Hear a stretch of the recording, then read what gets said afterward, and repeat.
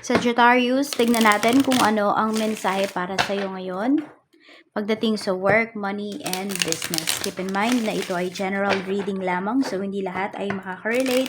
So be open-minded. Sa mga hindi pa po nakasubscribe dito sa ating channel, please subscribe na po kayo and pa-like na din po ng ating video. At sa mga nice pong mag-avail ng ating private readings, ng ating Ibalay Amulet Necklace, at ng ating Pierce Bracelet, makikita nyo po yung link sa description box. Tarot Intentions by Aliana Reyes. At pwede nyo pong panoorin yung inyong Sun, Moon, Rising, and Venus sign kung hindi kayo naka-resonate dito sa reading ninyo, as some of you are viewing this as your sun sign. Check natin yung energy.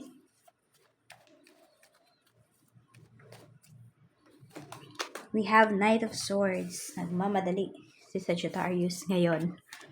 Parang may nahabol kayo, no? Na opportunity or tao. We have Knight of Wands. Mukhang ganadong-ganado kayo ngayon. Parang ang taas ng energy ninyo.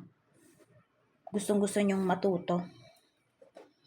Meron din dito, I don't know kung bumili ba kayo ng sasakyan, bagong sasakyan. Pwedeng tinetest drive ng iba sa inyo. Or baka meron dito, nag-aaral kayo ng driving lessons. Nagda-driving lessons kayo ngayon. Tingnan natin issues, sitwasyon pagdating sa trabaho.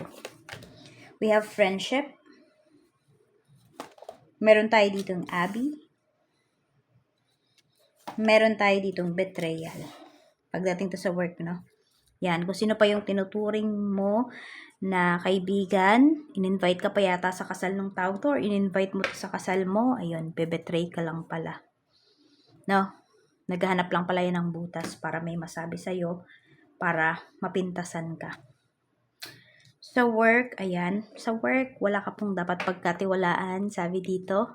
Trust no one talaga, Sagittarius. Yung akala mo friend mo, hindi pala talaga. Ayan, meron dito pala Simba pa, no? Na co-worker mo, pero siya yung pintasero, pintasera dito. May nagbabalat kayo.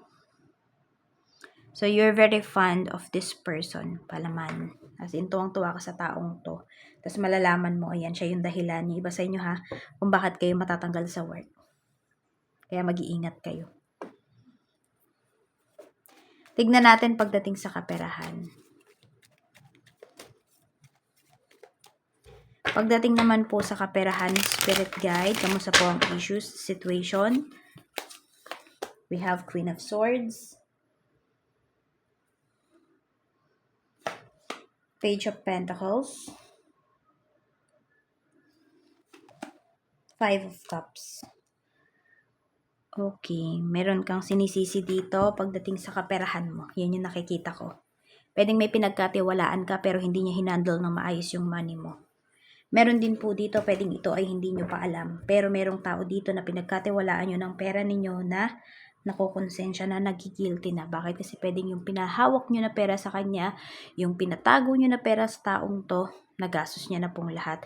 At hindi niya yung na-open up sa'yo. Tinatago-tago niya pa rin yun. Meron dito hindi na makatulog. I don't know kung kayo ba yan or kayo yung nagpatago ng pera. Seven of Pentacles. Ayan, iniisip-isip na nung taong to paano niya mababawi yun. Meron din naman po dito, pwedeng nag-invest kayo, nagtiwala kayo sa isang taong ito. Oh. Tapos, ayun, parang wala nang bumabalik na pera sa inyo. Nahinto na siya. So, pwedeng na-scam na po yung iba sa inyo. Kaya mag-iingat talaga kayo ha kung saan nyo dadalhin yung pera ninyo. Hindi porket kakilala mo, mapagkakatiwalaan mo na. Tignan natin pagdating naman sa business. Sa business naman po, kamusta po si Sagittarius Spirit Guide? Page of Cups. Maganda naman yung ano mo dito.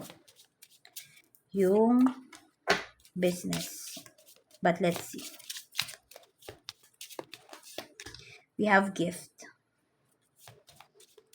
Meron ka mga kliyente dito na nagalante. Or pwedeng kayo to ngayon, baka magpapapromo kayo pagdating sa business nyo. We have intelligence. Ayan. Parang may umaamo sa'yo dito na kliyente.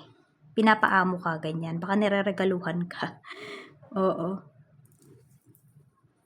Baka meron niyang gustong malaman pagdating sa business mo. Meron din naman ako nakikita dito. Pwedeng kayo naman po yan. Kayo naman yung umaamo sa mga kliyente po ninyo. Ayan na, may success tayo dito. So, magiging successful po yan kung ito man ay pa-promo ninyo or what. Chance nyo na yan talaga para umangat po talaga yung inyong, salary. Yung inyong, sales pala. Yung pagdating dito sa business. Maganda po yung pinapakita. So, basta may maiisip kayo dito na makapagpapaangat po sa inyong business. So, i-go nyo na po yan. Tapos, ito din, nakikita ko din yung mga clients mo. For some of you, magagaan po silang kausap, magagaan yung energy nila. Yan. Basta good energies yung mga client mo. Karamihan po sa kanila. Maganda talaga. Tignan natin.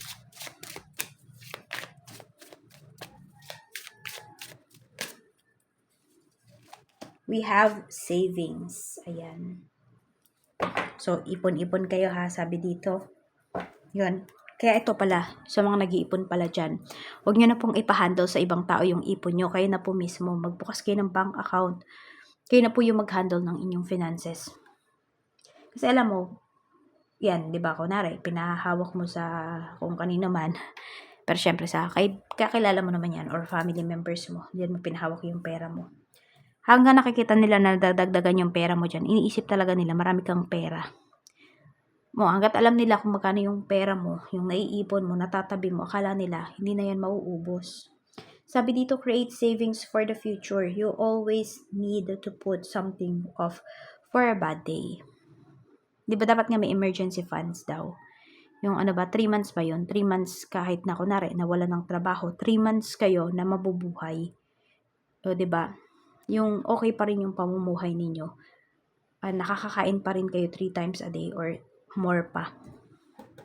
Kaya mag-iingat kayo sa mga pinagkakatiwalaan nyo, okay? Mag-ipon na po kayo.